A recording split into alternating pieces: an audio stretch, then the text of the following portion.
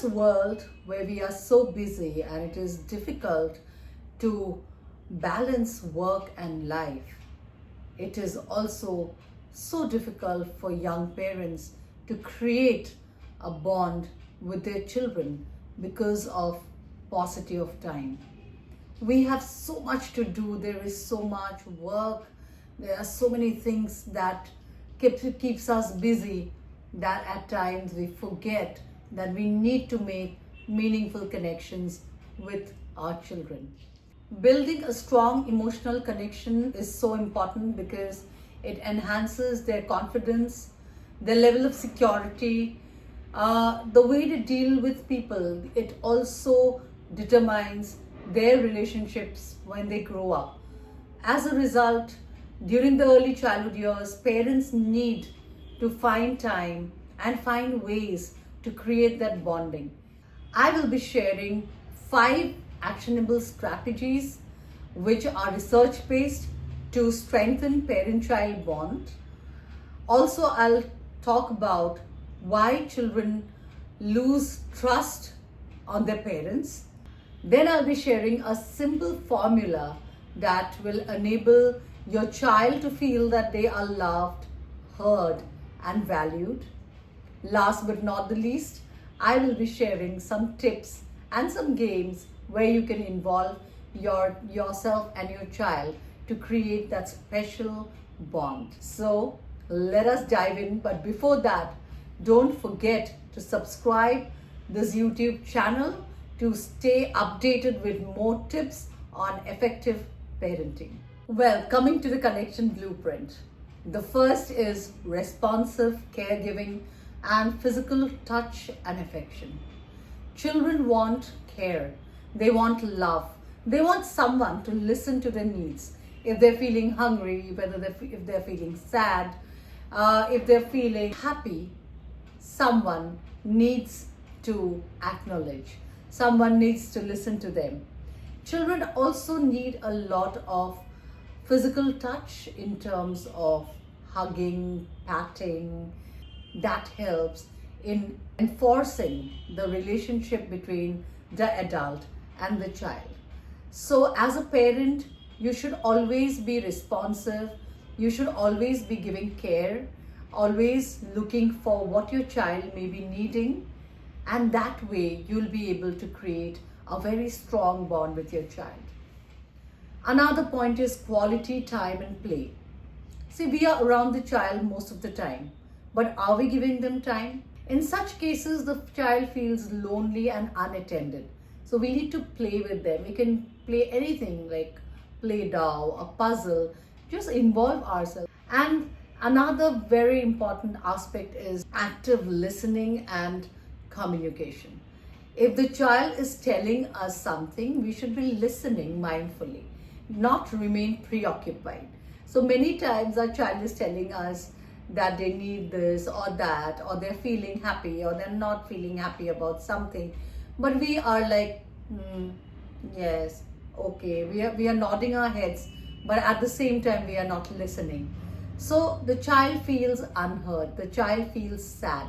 So it is very important for us to actively listen to the child, participate in the conversation, be mindful, give them solution, or be a part of their happiness, whatever the child may be coming up with, but be with them, both physically and mentally.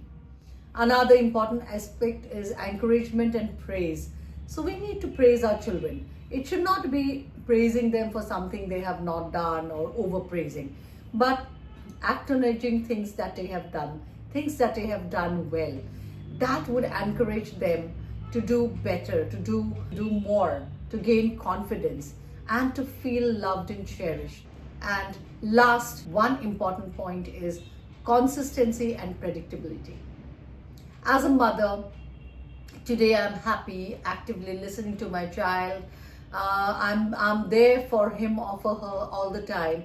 And tomorrow, say I'm angry and I'm upset and I, start behaving in a way that the child doesn't understand what has happened. They feel that they have done something wrong, is creating unpredictability. They will not have trust and security if we behave in that manner. So we need to be consistent, we need to be predictable. And definitely as adults, we will have different emotions, different moods, because we are also doing and juggling a lot of things. But when we are near children, we need to be mindful so that they feel that they can fall back upon us and they create that bond. Because this bonding, I have seen, when not developed in the early childhood years, is very difficult to develop when the child becomes an adolescent or a teenager. And it is very important for children to share things with their parents, because we have seen the incidences that are happening now, where children are leaning more on their friends. They're not taking good opinions. They're not actually, making the right decisions because they're not able to share with their parents. Coming to the next segment, mistakes we make as parents that unintentionally weakens trust. The first being broken promises. We tell our children many things. I'll do this for you. I'll get you this. I'll buy you that. I'll take you somewhere. Tomorrow we are going to the park. And we never do it because we don't find the time, or something has cropped up, and we feel that the child will understand.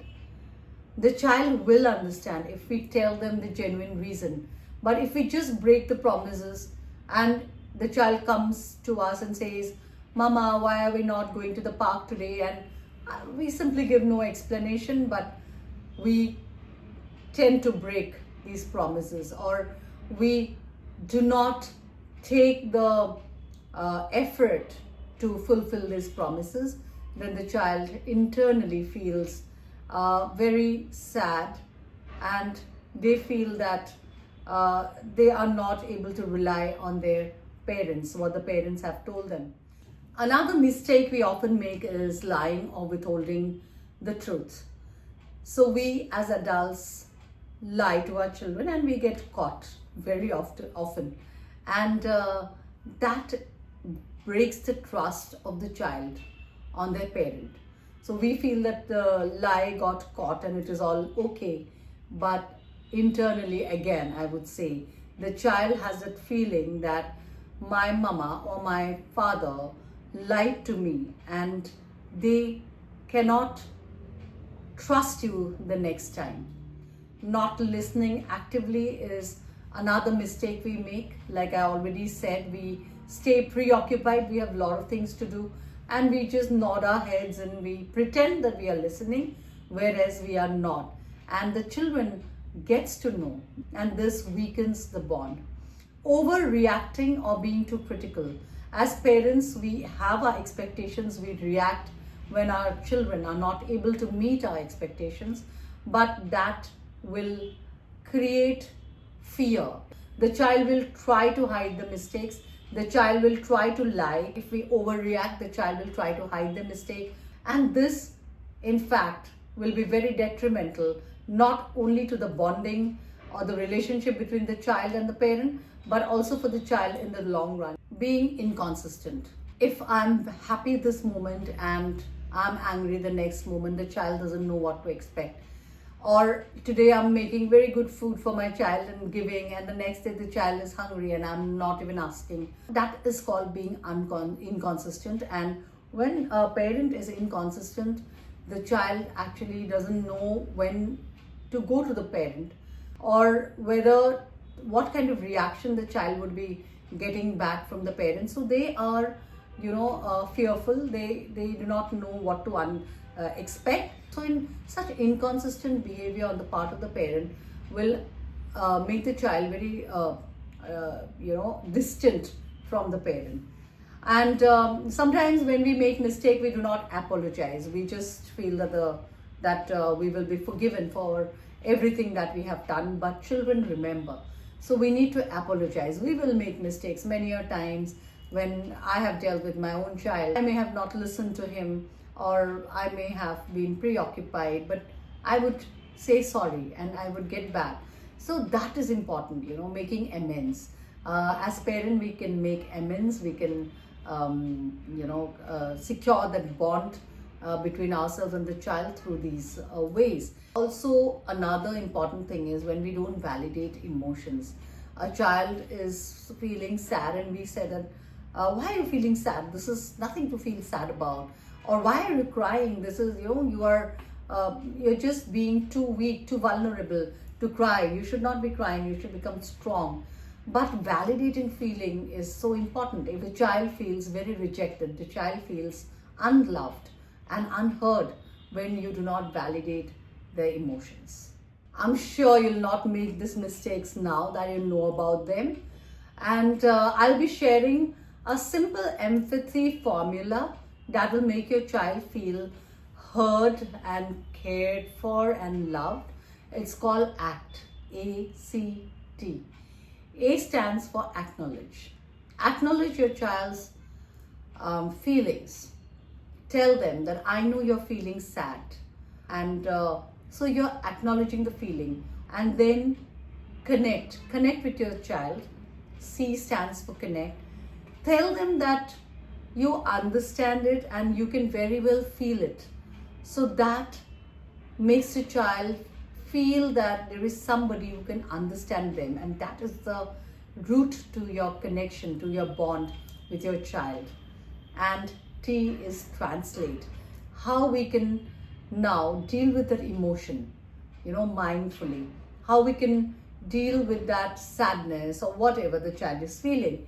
So we need to translate that emotion, and also stop giving advice, because we are so prone to giving advice. But this is about dealing your emotions, labeling your emotions, translating them.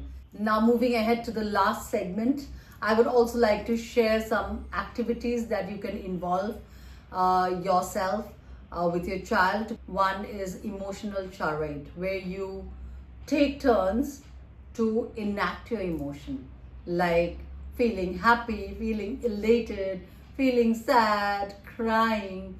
So different kind of emotions, so that the child is able to understand those emotions, label them, and this will again create a very beautiful bond. Gratitude sharing. Take out some time during the day where you ask your child, or you share your 3 reasons why you're grateful today, 3 things that happened during the day that makes you grateful, or 3 things that your child did that you feel very grateful about. Sensory play, playing with your child using play-doh, using feathers, pebbles, leaves. So this enhances your bonding with the child, because while you're playing, you'll be talking, discussing about how you're feeling, what you're going to make, what is the next thing that you're going to do. Also, we do the emotional thermometer when we ask our little children, how are you feeling today? So parents, it is really, really pertinent to create a bond with your child right from early on, so that when the child grows up and they need your support, you are there for them. They can look at you as pillars. They can look at you as somebody they can lean upon. And that needs to be started today. And for that, you need to give in your quality time, your attention, your love, your presence. And these little things that you give will actually create a wonderful world for your child to live in. So keep watching the Mockingbird Show. Until next week, when I see you again, have a blessed week